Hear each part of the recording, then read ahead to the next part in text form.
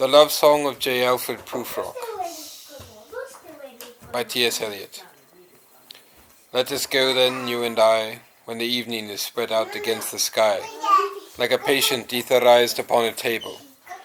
Let us go through certain half-deserted streets, the muttering retreats of restless nights in one-night cheap hotels, and sawdust restaurants with oyster shells, streets that follow like a tedious argument of insidious intent, to lead you to an overwhelming question. Oh, do not ask, what is it? Let us go and make our visit.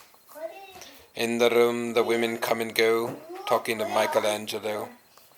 The yellow fog that rubs its back upon the window panes, the yellow smoke that rubs its muzzle on the window panes, licked its tongue into the corners of the evening, lingered upon the pools that stand in drains, let fall upon its back the soot that falls from chimneys, slipped by the terrace, made a sudden leap, and seeing that it was a soft October night, curled once about the house and fell asleep. And indeed there will be time for the yellow smoke that slides along the street, rubbing its back upon the window panes. There will be time to prepare a face to meet the faces that you meet. There will be time to murder and create, and time for all the works and days of hands that lift and drop a question on your plate. Time for you and time for me, and time yet for 100 indecisions, and for 100 visions and revisions, before the taking of a toast and tea. In the room the women come and go, talking of Michelangelo. And indeed there will be time to wonder, do I dare, and do I dare? Time to turn back and descend the stair, with a bald spot in the middle of my hair. They will say, how his hair is growing thin. My morning coat, my collar mounting firmly to the chin, my necktie rich and modest, but asserted by a simple pin. They will say, but how his arms and legs are thin. Do I dare disturb the universe? In a minute there is time for decisions and revisions, which a minute will reverse. For I have known them all already, known them all. Have known the evenings, mornings, afternoons. I have measured out my life with coffee spoons. I know the voices dying with a dying fall beneath the music from a farther room. So how should I presume? And I have known the eyes already, known them all.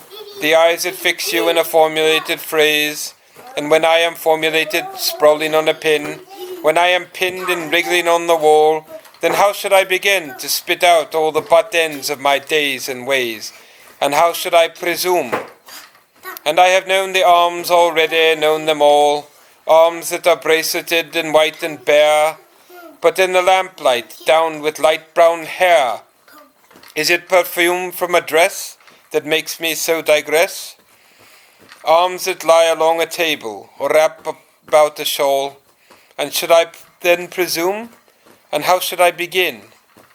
Shall I say I have gone at dusk through narrow streets, and watched the smoke that rises from the pipes of lonely men in shirt sleeves leaning out of windows? I should have been a pair of ragged claws scuttling along the floors of silent seas. And the afternoon, the evening, sleeps so peacefully, smoothed by long fingers, asleep, tired, or it malingers, stretched out on the floor here beside you and me. Should I, after tea and cakes and ice, have the strength to force the moment to its crisis? But though I have wept and fasted, wept and prayed, though I have seen my head, grown slightly bald, brought in upon a platter, I am no prophet, and here's no great matter. I have seen the moment of my greatness flicker, and I have seen the eternal footman hold my coat and snicker, and in short, I was afraid.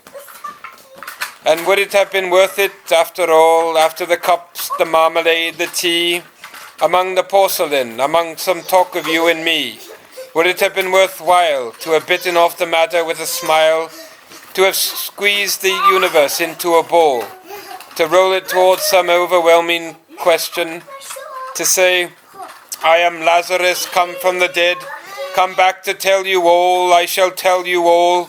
If one, settling a pillow by her head, should say, That is not what I meant at all. That is not it at all. And would it have been worth it after all? Would it have been worthwhile after the sunsets and the dooryards and the sprinkled streets? After the novels, after the teacups, after the skirts that trail along the floor, and this and so much more? It is impossible to say just what I mean. But as if a magic lantern threw the nerves and patterns on a screen. Would it have been worthwhile if one, settling a pillow or throwing off a shawl and turning toward the window, should say, "That is not it at all. That is not what I meant at all. No, I am not Prince Hamlet, nor was meant to be.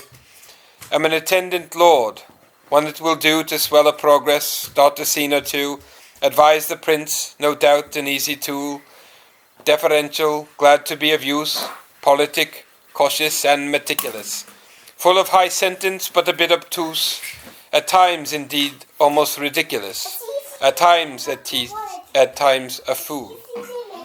I grow old, I shall wear the bottoms of my trousers rolled. Shall I part my hair behind? Do I dare eat a peach? I shall wear white flannel trousers and walk upon the beach.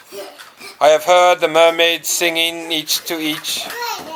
I do not think that they will sing to me. I have seen them riding seaward on the waves, combing the white hair of the waves blown back. When the wind blows the water white and black, we have lingered in the chambers of the sea, by seagulls wreathed with seaweed red and brown, till human voices wake us, and we drown.